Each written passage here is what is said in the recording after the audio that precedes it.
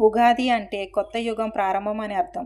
హిందూ పురాణాల ప్రకారం బ్రహ్మదేవుడు చైత్రశుద్ధ పాడ్యమి రోజున ఈ సృష్టిని ప్రారంభించాడని నమ్ముతారు. సోమకాసురుడు అనే రాక్షసుడు వేదాలను దొంగలించి సముద్రంలో దాచినప్పుడు మహావిష్ణువు మత్స్యావతారం ఎత్తి ఆ రాక్షసుడిని సంహరించి వేదాలను తిరిగి తెచ్చిన రోజు కూడా ఇదేనని చెబుతారు.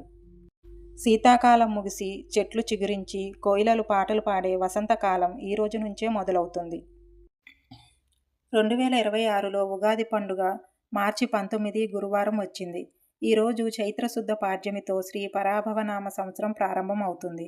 పాడ్యమి తిథి మార్చి 19న ఉదయం 6:53 ప్రారంభమయ్యి మార్చి 20 శుక్రవారం రోజు ఉదయం 4:52 ముగుస్తుంది.